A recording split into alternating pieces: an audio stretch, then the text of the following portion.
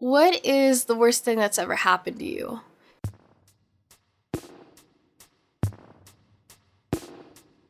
Terrible question, really, but it's one that always ends up on those stupid get-to-know-you questions on Facebook, or written on one of those balls you have to pass around during group therapy. And it's a question that I don't really have an answer for. Usually when I think of the worst thing that has ever happened to me, my brain mentally gestures vaguely to my entire life. Like, I don't really have a worst. There's a lot of bad, but I haven't really picked out, a worst. But I do know that the worst thing that has happened to me, whatever it is, happened to me before I turned 18. And I don't think regardless of what happens to me 5 or 10 or 50 years from now, the worst will have always happened to me before I turned 18. These bad things, the things that happened to me as a child, a teenager, are called adverse childhood experiences. And my childhood adversities are a fundamental part of my personality and who I am today. How could they not be? When my personality was forming, the way I formed relationships or regulate emotion or experience the world were all impacted by the vague badness that is my childhood. I am who I am now, and the essence of who I am now, because of those short 18 years. And those biases will be with me forever.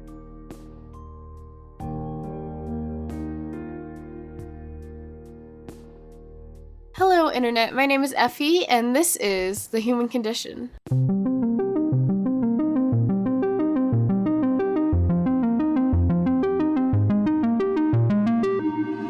Real quick before we start, if you haven't listened to part 1 of this series yet, I suggest you do that. I go into depth about the wonderful, invisible, and unrecognized world of adverse childhood experiences, or ACEs as they'll be referred to in the rest of this series. It's informational, and probably talks about the world's biggest health epidemic in history that nobody is talking about. Which is cool, right? And listen, it's short, really short, I promise. Okay, I trust that all of you here now are listeners of part 1. Good job, you, following directions and all. Unless you aren't, in which case, shame on you, not listening to me, a random internet person that learned how to use a microphone. How dare you? I'm Christy. That's Christy. When we left off last week, I mentioned that my friend Christy and I had the same ACEs score. We both have a wonderful high ACEs score of 6. When I met Christy, at first she was just a friend of a friend, but after a few weeks I could kind of tell that she was like me. Honestly, a lot of people that have faced adversity or have significant trauma can tell when they meet other people that have grown up similarly. We see the signs, the subtle comments about our families, the bad coping mechanisms, or maybe trauma leaves an aura, who knows? But when I was trying to figure out how to talk about ACEs, I knew I wanted to talk to Christy. Christy and I are similar in a lot of ways. We were both career-driven, we were both spiritual and philosophical, albeit in very different ways. And we both make sarcastic trauma jokes at parties. Not to mention the childhood trauma, of course. I own my own business as a social media manager / virtual assistant for online spiritual coaches. And I am 25 years old. I've been engaged to my fiance for probably 2 years now. But we've known each other since we were 16, and life is pretty okay now. That's who I am. Do you want to talk about your cat? Oh my god, yes. I have a cat, and her name is Celeste, and she's a rescue. And she is my everything. She's my child. I love her more than life itself. She's white and fluffy, and she has the pinkest toe beans. Oh my god, they're so cute. She hates when I touch her feet, and I touch her feet on the daily because they're so cute. And she is I don't know, she's like a human reincarnate as a cat because she's so sassy and she's so full of love, and I love her. She's so weird. She plays fetch. Yes, she totally plays fetch. So my childhood, and kind of going into my ACEs, it was, I don't know, my childhood felt very normal, when I was a kid. And then I started around 4 or 5 years old noticing these really weird bouts of I think it was depression. At that age, it was kind of one of those things. I had seen some pretty severe fights between my parents, lots of physical things. And so I started feeling sad for no reason around 4 or 5, and I was like, what is wrong with me? And my parents always would say you need to act better, you need to be happier. And it kind of just progressed until this thing where I was involved with whatever physical like abuse was happening in the household. And so I saw things and I remember things, but it's so funny because I think that parts of my childhood were actually blocked out in my brain and I can't remember them. I just remember a few severe traumatic events, and one of my first memories ever as a human being was pretty traumatic. And like as I grew up, I kind of went through this phase of like kind of just always being sad and always being depressed and always people pleasing and always waiting for the next bad thing to happen. And it kind of carried into like my current relationship and like a whole healing process and journey, but that's kind of like how it progressed. My childhood is kind of weird. It's like something no one can relate to because I was adopted. And my bio mom I'm like a secret from my entire biological family, so my bio mom doesn't talk to me. And then when I was 11, my dad committed suicide, which is kind of like something that everyone knows. It's not really a big deal. And then my mom was pretty abusive, and she's very type A, but she was like kind of a narcissist. Like, we're cool now. I don't want to talk bad about my mom, but like that's like the reality of what it was like growing up. So after my dad died, it was like she had to go back to school full-time and then also work full-time. So basically from like 11 to like 18 when I got kicked out of my house. It was an interesting childhood, I guess. Right. So having a high ACEs and kind of going through like physical abuse and like being kicked out of my home and kind of always playing games, and not even games, but like those psychological games of my parents choosing a favorite between me and my sibling, and me and my sibling like actually hating each other and not talking for like 5 years. I noticed when I first got out of it, like my first relationship with a guy, it was not good, and it was because I brought all of that like, I don't know, trauma into it. So it was kind of like this, I had a savior complex, but also I would be triggered by anything that looked even slightly like it was going to escalate. And so me and that guy broke up, and then I got with another guy, and I noticed that like I numbed myself. So I went into like a pretty bad depression like a couple of years after, and it lasted, and I was having panic attacks and things like that, but not ever able to realize that it wasn't because of the current circumstances I was facing, because I had some bad jobs, but it was actually me pulling all of this stuff from my childhood into current situations. And that numbing did absolutely nothing for me. And so I had like this period of time where I was diagnosed with autoimmune diseases. I couldn't walk. Like I had knee braces on both my knees, and I had a spinal scoliosis, but I had to walk with a back brace, and it just like hit all of my body at once. And I realize now that that was like the trauma coming up that I had suppressed, but it was a ton. And I realized like even now, as I heal, things are really painful, and revisiting things is more painful than the actual experience. But every time I release some of that stuff, it's like I realize people pleasing, my inability to set boundaries comes through, my antisocialness comes through. And so it still impacts me, just not as severely the further I get away from it. For me, I think having ACEs or having like a high ACE score definitely has impacted a lot of my personality. Like, I'm pretty self-sabotaging. I have a really bad fear of success, just because I'm afraid that, like, if I do well, then something will go bad immediately, and I just, like, don't want to, like, get my hopes up. I've had, like, a really bad dependency on external relationships, so I have not, like, for a majority of my life since I was 14, I've not been single for more than, like, a year at a time, and I have this bad habit of getting into, like, really long-term relationships with people that will like support me and like be there for all of my problems instead of actually dealing with them.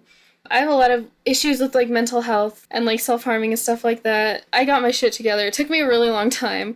I think that's another thing too, is like I didn't have a lot of goals for a while. Like it was just like a survival thing, like until I was like 18 or 19. After being in that survival mode for so long, I couldn't figure out how to set goals or like meet goals, if that makes sense. It's affected a lot of things, I would say. Probably a lot more than I could really fathom, or a lot more than I can like consciously point out for myself. My ACEs has really affected a lot of my relationships because I always see myself as a child. Like, no matter what, even though I'm 25 years old, if I run into a boss or I am talking to somebody like in my business, even one of my clients, I see myself as less than and have to go into this people-pleasing mode. So even though I can be in my power and I can be like a business owner, I think that people see me as incapable and as like a 12-year-old kid who doesn't know what they're doing. And so that's kind of been their internal projection that I project on what people think of me onto myself. And so that's been one of those things where I'm always afraid of people in power. And so I go into people-pleasing mode and I will say exactly what I think they want to hear to keep me safe and to keep me liked. So I am very dependent on external validation instead of finding that validation within myself. And that's one of those things where I'm starting to get to the point where I'm working with my mindset and finding that validation, but it's still like every day, every time I set a boundary, it's like a win. If I tell somebody no, that's a win. And it goes back and forth. There's not like a set point where I'm successfully getting over it. I think that my relationships have not suffered, but they've been affected differently because of like the way I was raised, and there's some things like weird habits that I've taken with me. I lean towards codependency and having people like do things for me, or I usually make myself less capable, like seem less capable than I am, just so people help me. Friendships, I have found that I don't usually make friends for the right reasons. Usually I make friends by proxy, just by like who's closest or who's like there at the moment, not because I like people or like the people that I'm friends with. At least when I was younger. Now it's a little bit better because I like can make my own decisions and don't have to see people only because I go to school with them or whatever. Romantically, it's been kind of hard because there are like a lot of issues that I've taken with me and a lot of things that are like hard for people to deal with. Like some of the things that I go through, some of my bad habits are really taxing on other people, and it's hard to see that sometimes. Like when you get caught up in that mindset, it can be hard to like empathize with other people. So that's been a problem too. Other than that, like trusting people has been a struggle, like actually trusting people and not just trusting people from a distance. I have a really big fear of like being cheated on or being abandoned, and like deep down I feel like relationships can only end badly. Even if everything is fine, I have that like lingering fear that things aren't gonna last. It's definitely affected a lot of the ways that like I've learned to interact with people. It's affected the ways that I look at like relationships platonically or romantically or otherwise, and it's definitely affected my ability to have genuine connections sometimes with people, just because it's hard to go there and trust people in like an intimate way.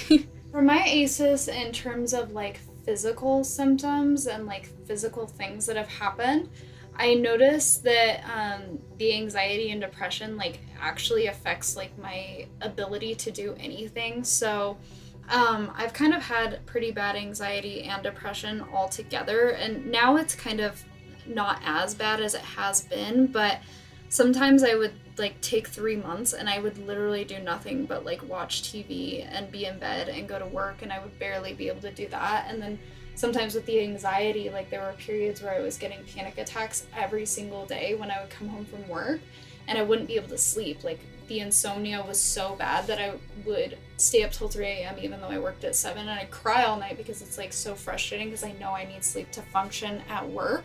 So that was kind of the first things where I was like, okay, something's not right.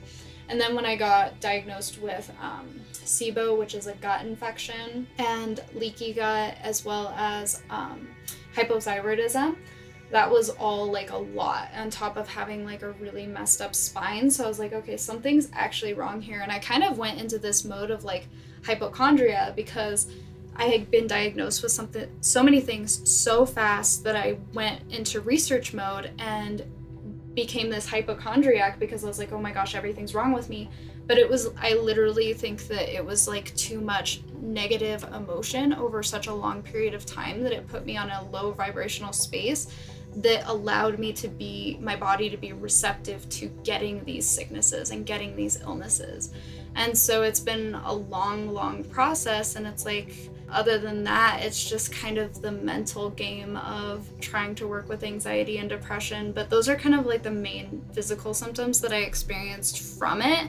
And I think that they're all super tied to my trauma and kind of what I experienced as a child and the emotional place that it put me in. I've not met anyone with a high ACEs score that doesn't have like physical ailments or like autoimmune, because I have a lot of autoimmune and stuff from having a high ACEs score. So I have lupus, I have celiac disease, I have asthma. It's really weird because when I was younger, I didn't really have health issues. It was when I was older that it like hit all at once. So I was 17 when I got diagnosed with rheumatoid arthritis, and then when I was 18 I got diagnosed with asthma and scoliosis, and then I think it was last year I got diagnosed with lupus, and then this year I started having symptoms of celiac disease. So it's like kind of been a slow progression, but it really has been after being out of the household and after like being away from toxic and like negative situations that it all kind of hit at once. I don't know, I think it's interesting because I have not met really anyone that has a high ACEs score that doesn't have any health problems. So it really does affect people. That's so crazy, and it's always after. Yeah, it's like when you're out of that survival mode or something. Yeah, it's like our survival mode keeps us alive during that time, and then our body's like, oh, by the way, you're very sick because we didn't process that.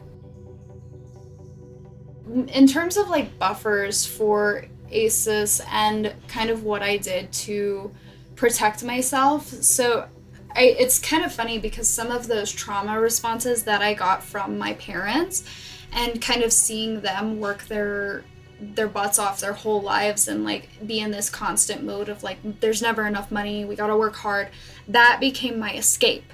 So I have and kind of have continued to work very, very hard and work long hours, and that's kind of reflected in the path that I took in my life, because I took this path of like going from working in a warehouse to being a graphic designer to having a marketing job that required a bachelor's degree, without a bachelor's degree making more than my peers, and I was never happy. So I started my own business and still not happy, and it's like this hard work separates me from having to process anything. If I'm always working hard, there's always a next goal, so there is no slowdown and no processing. And like when I first turned like 16, and even kind of before that, I had this romanticized idea that a man would come into my life and save me. So I read romance novels, and that was kind of my escape. And so as soon as I got my first boyfriend, I spent most of my time at his house because it was an escape mechanism, because my family, I never knew when people were going to blow up. I never knew when I was going to get hurt. I never knew what was going to happen. And I was so unhappy there that kind of became my thing. So as I went through that process of projecting all of that onto my first relationship of like, you have to save me, and also I'm incapable, and also here's all my trauma, it was this process of like, oh, okay, a relationship isn't going to save me. Hard work isn't going to save me because I'm tired and my body's tired from going all the time. And now I have all these autoimmune diseases, and it was a lot. And I still see that pattern come up even now of like hard work, let's learn more, let's do more, romanticizing different things and seeking external validation have all been buffers for me to keep me from having to face these things. So I have been in and out of like an addictive personality. So I wouldn't say I'm an alcoholic, but I have periods of time where if I'm drinking a lot, I know that I'm avoiding myself. And so I used to smoke weed pretty heavily, and now I don't anymore.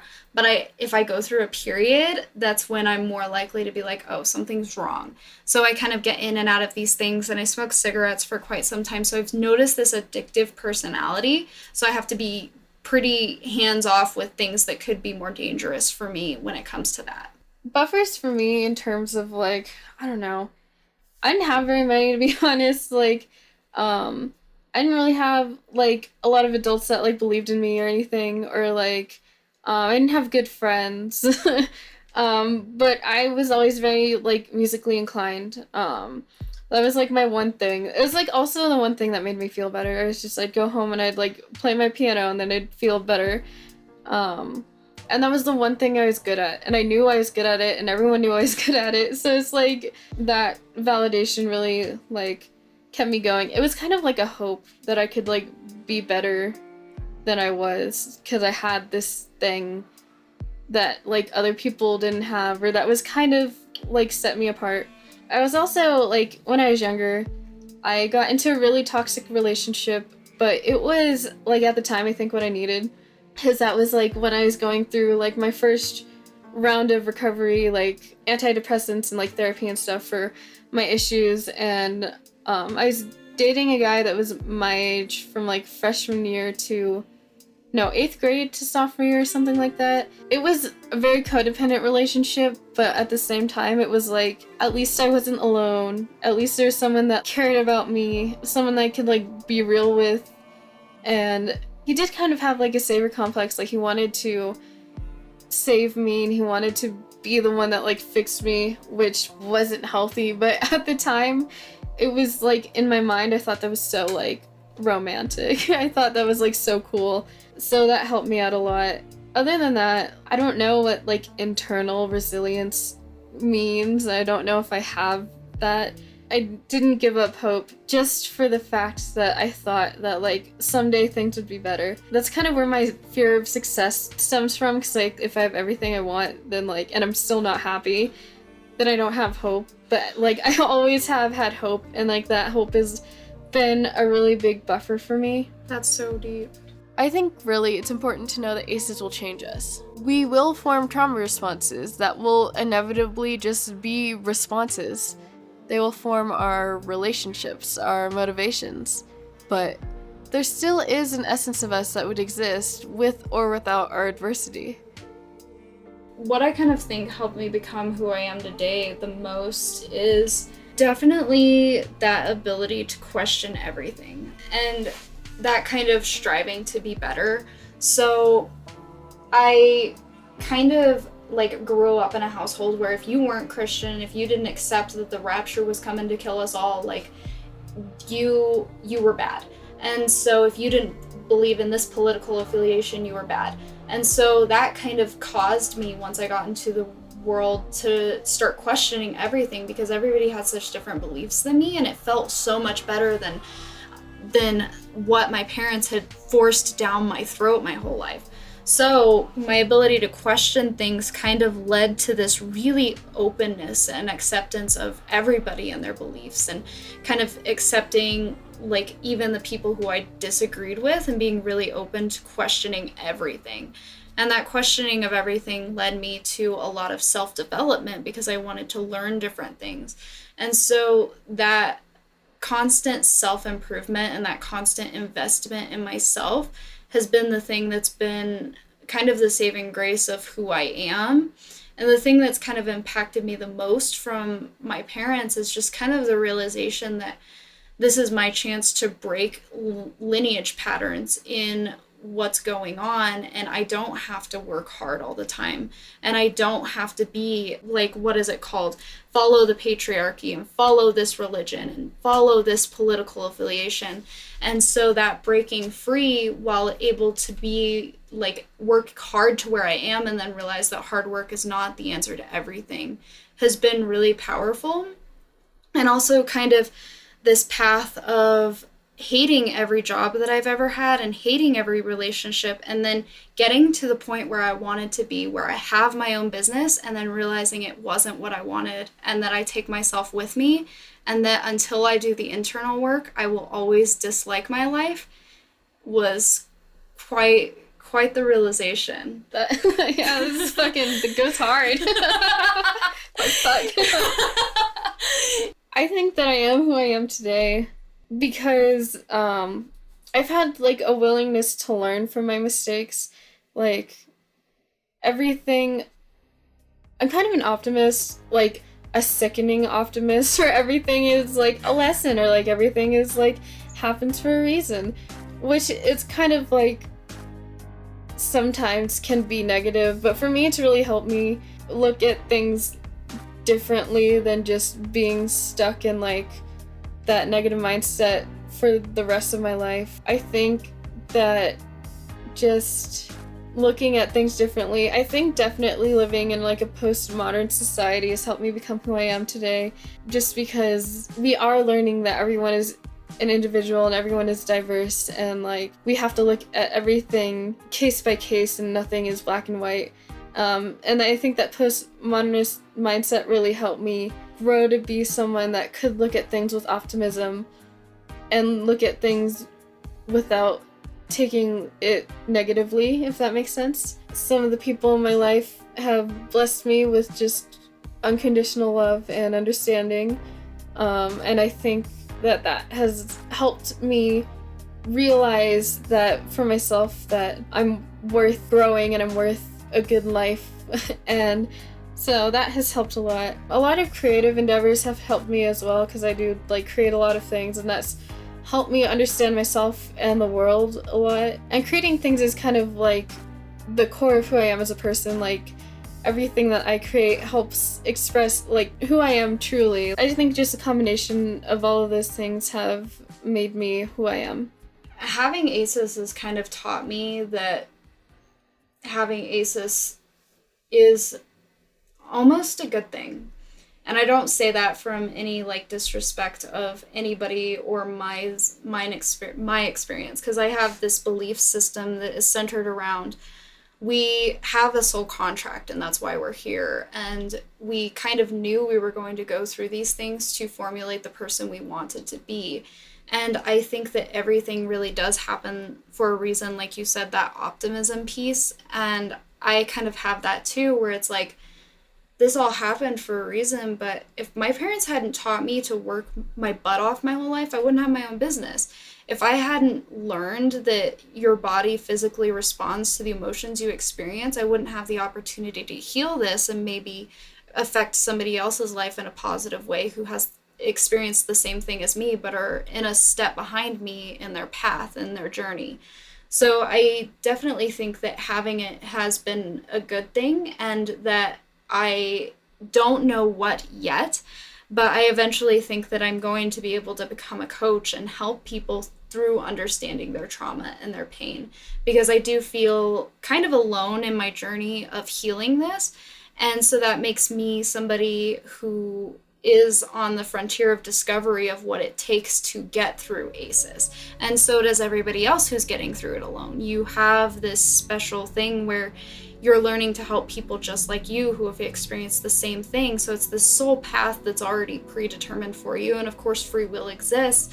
But there are things contracted in our lives that we're meant to experience to grow and for the evolution of humanity and ourselves. So it's a lot, but I think that no matter what, whether we're experiencing positive things or negative things, we are on the leading edge of creation. And so we're on the leading edge of expanding the universe just by existing. So it's pretty powerful. You're so spiritual. I'm just like, man, I got like my snail's life is good, and you're like, the universe. Yeah, I think a little too much. Dude, me too, but it's just like about stupid stuff. I love your snails though. I love them so much. They're so cute. They are deeply spiritual. Snails are what we should aspire to be. Yes, all they do is eat and bother other snails, and that's just the epitome of life. That's a vibe. I think that ACEs taught me that people are flawed. No one is perfect, and even the people that you think have it figured out don't have it figured out. Like, everyone is human.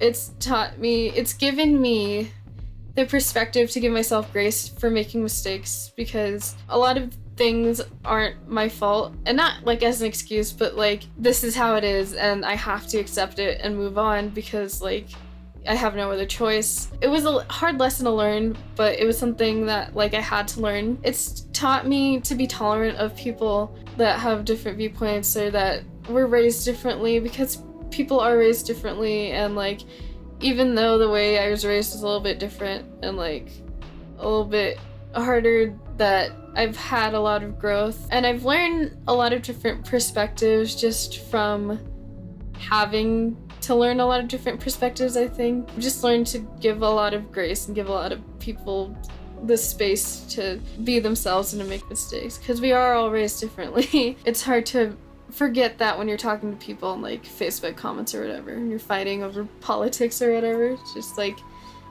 give people grace, because you don't know what they went through or what their aces are, or, you know, how they were raised. It's just, and nothing is black and white. Compassion is like something that's naturally part of high ACEs scores for people who I think are a little bit more empathetic, so we feel other people's emotions, so we're able to just like be there for them and understand like, oh yeah, you're human, it's okay. Yeah, I think so too, because like living in a household like that, you have to like read people's emotions constantly. Yeah, you're naturally an empath, 100%. What I kind of gained from my life experiences and from childhood and kind of having this ACEs score is that kind of element of being an empath. And so being an empath is one of those things, I think it's definitely a blessing and a curse, especially for empaths who are in the learning phases, aka myself, because empaths are typically bad at self-protection. We're not as great at protecting our own energy, managing our own boundaries, managing the fact that we are just as deserving as other people of love. And I think we typically go into this savior mode. And it kind of depends on the traumas that you experienced, of course. And I know that some people go the opposite way and more into the narcissistic path, but kind of learning that energetic aspect of it to be on a normal frequency with everybody else kind of is something that is difficult to learn, and something that I think is really important and that I'm starting to learn. And other than that, kind of my life experiences is learning what not to be and what not to do, because a big part of me not really wanting children and me kind of waiting longer than most of my peers is because I am not really as willing to carry on the things that were passed down for me, the money fear, the hard work, the abusive relationships, the controlling, the kind of living in the 3D. And I think that until I am able to heal those wounds within myself, they will naturally be carried to a child, even if it's subconsciously, which is a risk I'm not willing to take. Mm-hmm. So it's given me a lot of clarity in my life path and what I want and what I want to separate myself from. And it's so funny because as somebody who has a high ACEs score and watched the abuse of like my parents and kind of growing up in a risky environment, the things that I said I wouldn't become, I inevitably did. So I became angry just like my father. I became very controlling just like my mother. And watching these patterns carry out in myself subconsciously has made me realize that I could carry out those patterns subconsciously to a child or a partner. And so there is a lot of introspection that came from this, which is really great and really beautiful. It's not fun or easy to heal, but the healing is very necessary, and facing ourselves and being willing to be forgiving with ourselves as we're going through that process. Because I'm definitely one of those people who's like, be better, do better, or you're worthless. And kind of embracing that worthiness is an integral part of everybody's life, and that everybody's worthy, dependent on just the fact that they're alive, not dependent on their hard work and things like that. My family needs. I'm kidding. Yes. I'll just send it to them. I'll CC everyone to be like, here you go, guys. Here you go. Lessons from us on how to learn life. Yeah. I've gained a lot of maturity, not like emotionally. Emotionally, I'm a little bit stunted, just like I think most people that go through trauma are, but just, yes. Like mentally, the way that I process things is a little bit different. I've gained the maturity to see things like past myself and to see things like in the future.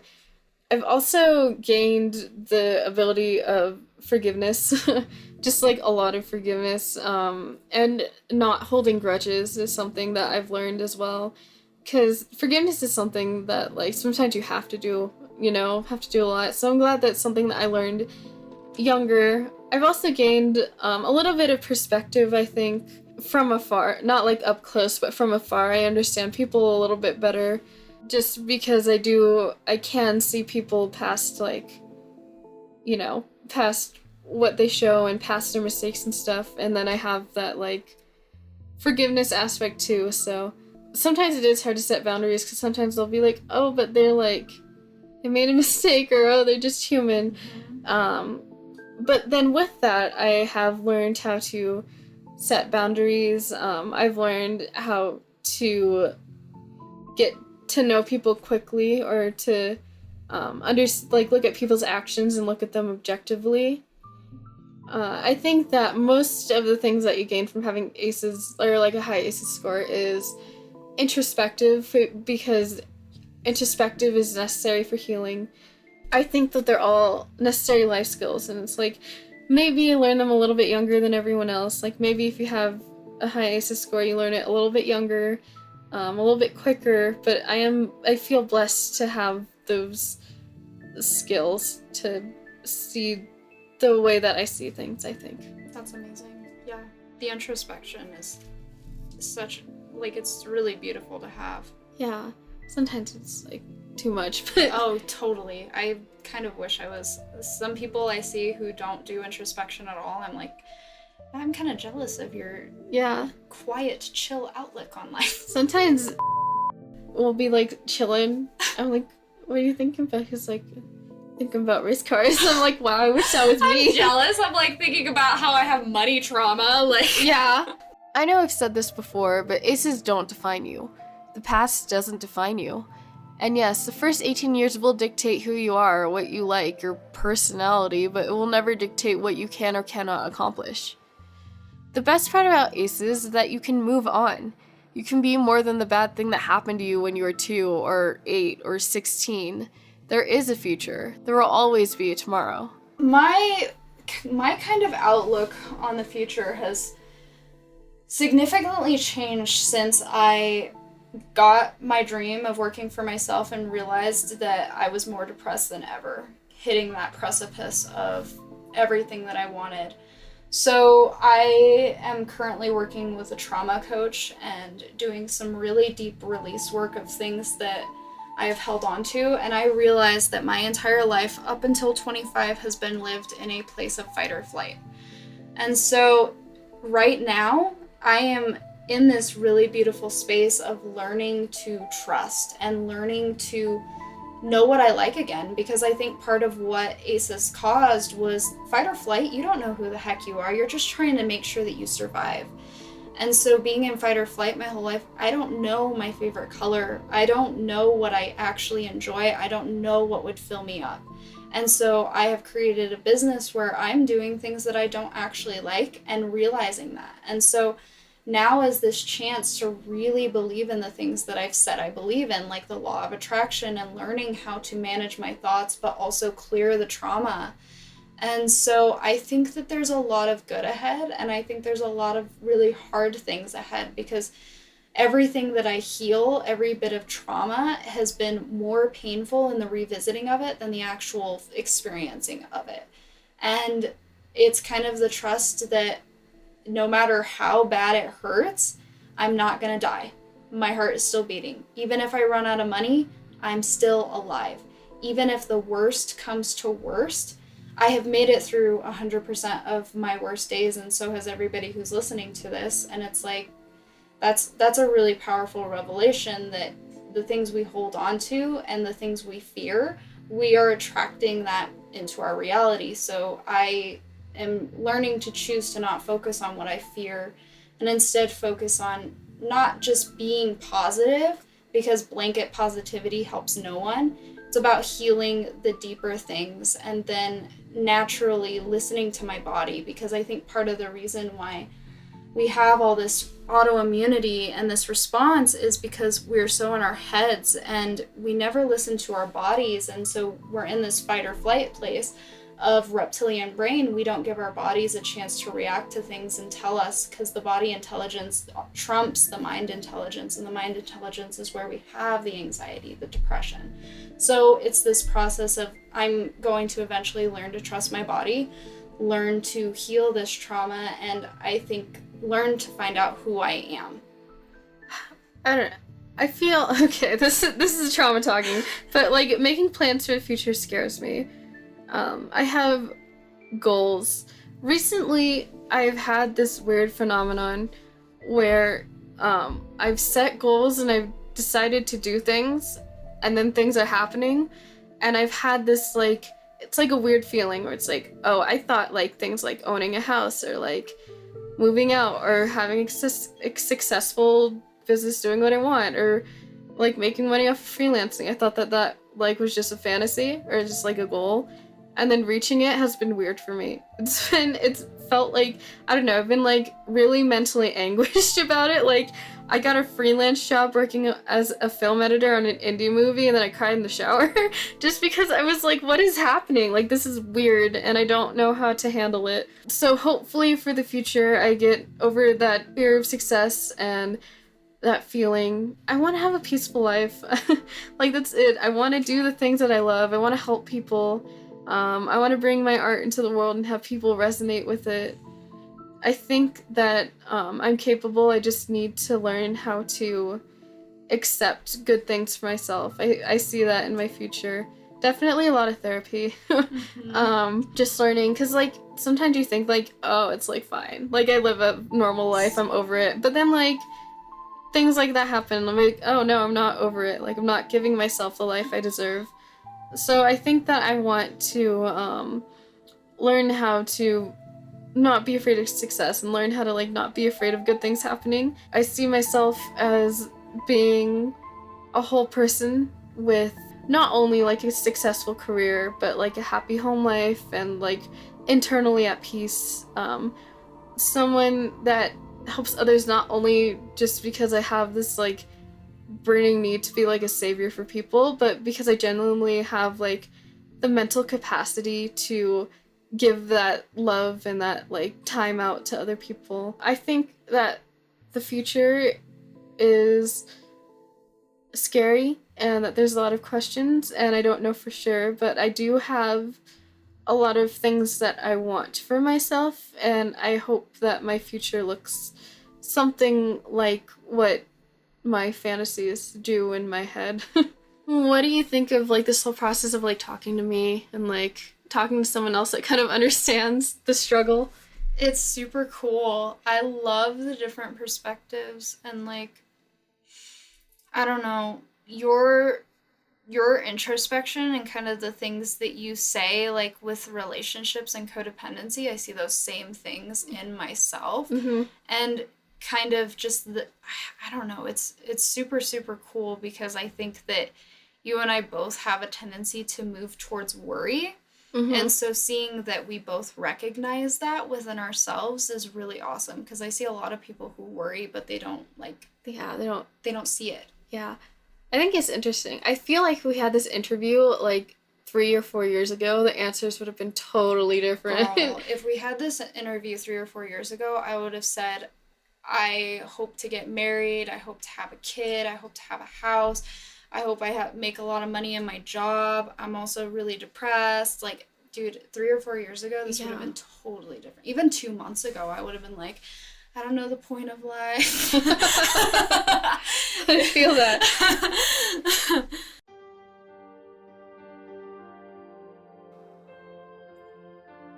So that's that. Christy and I are both in our 20s. Our aces are over. We did that interview and now we're cured. We'll never struggle with them again. We'll never talk about it or think about it ever again. And you will listen to this episode and think, that's really cool, for an hour. Maybe briefly think about your childhood trauma, but not long enough for it to affect you, and then we all move on. The end. No, of course that's not the end. I know I like to wrap these episodes up in a nice little bow, but honestly that isn't what happens. Not really. Because life isn't like that. Also, I literally have said like 5 whole times that everything inside of us is affected by our aces. That is everything, not just everything for the days and weeks that I worked on this episode, or the 90-ish minutes you'll spend listening to it. That means everything forever. The girl sitting here writing this, like almost a year after I recorded that interview, is still going to be affected by my aces. The girl that uploads this episode from another state 2 days from now is still going to be affected by my aces. When you forget about this podcast and it fades into obscurity, I will still be affected by my aces, and you will be too. And so will the people that, as of now, haven't been born yet. Hopefully. Listen, I'm really banking on this podcast thing, so I'm hoping it lasts a while. This is optimism here. When I asked her fiance and my significant other how Christy and my aces affected them, it was because I wanted to see how far that reach goes, how much our aces really affected everything. But I also wanted them to understand what aces were, because they're important and they're significant, and I hope that they would think about it for a little bit. When Elle is upset that I'm needy, or Zach is frustrated that Christy is physically exhausted in a way that he couldn't understand. And I hope that you think about this episode and your aces, or the aces of the people you love, or even the aces of the people you don't even know, and maybe mention your childhood history to your doctor, or give your cousins some grace when they're doing things that you don't understand. And I hope that maybe to somebody, this episode will matter. Things will make sense. You'll understand your chronic pain finally, or forgive your body. And maybe none of that will happen. But maybe it will. And I hope that the you in 3 hours, or 3 days, or 3 years who is still affected by your aces will think about this moment sometimes. Thank you for being on here and talking to me. It's been fun. It's totally been fun. Thank you for having me. Yeah, I like your point of view. Thank you. And yeah, like your like too. Yeah, I don't know, it's been interesting. Totally. I didn't even know that I had aces until I talked to you, and then I was like, oh shit, there's a little bit of trauma there. You were the first person I thought of, to be honest, because I'm not the only one, Right? Yeah. Well, it's I don't know, there's like a personality where you can almost know nothing about somebody's past but know they've been through it. Yeah, you know? that makes sense. And I totally give off that vibe, like I've been through some stuff. Yeah. I do that too sometimes. Like, you okay? I'm like, yeah, we're good. Chilling. Same. 100% same. Sometimes people just look at me though and they're like, oh yeah, tattoos, your hair's green, like you have 7 piercings, obviously you're troubled. Yeah, you're right, but you don't have to call me out like that. Same. When I had dreadlocks that were black, that were all extensions and tattoos everywhere, people knew. They just knew. Anything you want to say to the people before we sign off? I love you. You're all awesome. If you have aces, it is something that you were meant to experience, and you're going to do really powerful things in your life. Well, if you made it this far, thank you. And thank you so much, Christy, for coming on here and saying words. You've said a lot of things that I think were meant to be said on this podcast for the world to hear. Next week's episode will feature interviews from both her fiance and my significant other about love and aces, and I think that will be interesting and you will like it, hopefully. Other than that, if you want to keep up with the human condition, you can follow us basically anywhere at The Human Pods. That's just a little @ thingy with the words The Human Pods. If you have something you want to share or a story that you want to be told on here, you can email us at thehumanpods@gmail.com. Why do I say we? It's a big team operation? It's not. It's literally just me. If you want to email me, you can do that. Yes, thank you. As always, if you want to ruin your feed, you can follow me on Instagram and Twitter at EPHEMERALITI. Yes, okay. That's Ephemerality with an I instead of a Y at the end. Someday I will be good at that outro. Thank you for listening. I love you forever. Bye!